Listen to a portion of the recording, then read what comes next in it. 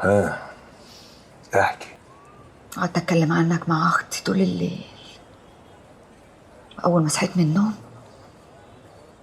جيت عديت من قدام المحل بتاعك وشفتك، وكل فترة كنت اجي واعدي، وكان نفسي ادخل واتكلم معاك، بس ارجع واقول لنفسي في بلدنا غريبة ان البت تروح تكلم الراجل، فاخد بعضي وامشي.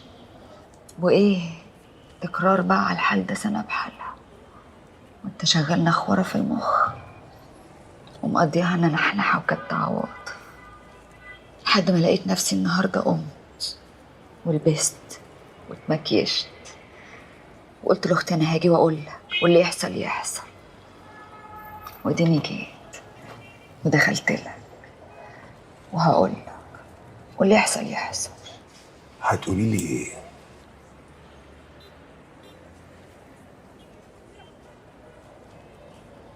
بحبك، انت حلم عمري يا رجب. نعم يا اختي. قال لك نعم يا اختي.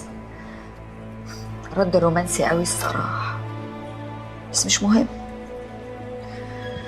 انا اصلا جايه مش مستنيه منك حاجه ولا عايزه منك حاجه.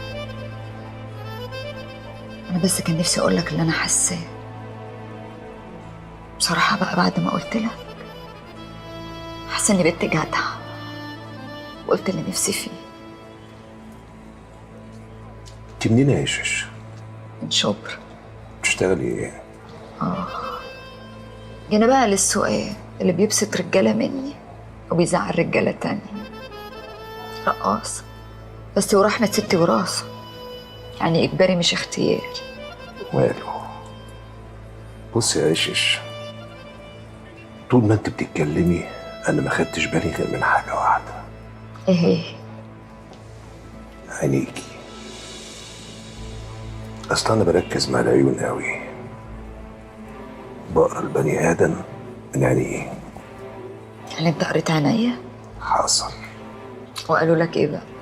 انك ذكيه قوي وبتعرفي ترصي كلامك ولا اجدع شاعر، وان مجيتك دي وراها قصه. عذراك، حقك تقول كده. انا لو مكانك هقول نفس الكلام، بس انا بعد ما جيت وقلت لك اللي نفسي اقوله من سنه مش فارق معايا حاجه. مرضيه ومش طالبه زياده، مش عايزك توجع راسك ولا تفكر. بالنسبه لك اللي اتقال ولا يهم، بس بالنسبه لي قلتها لك.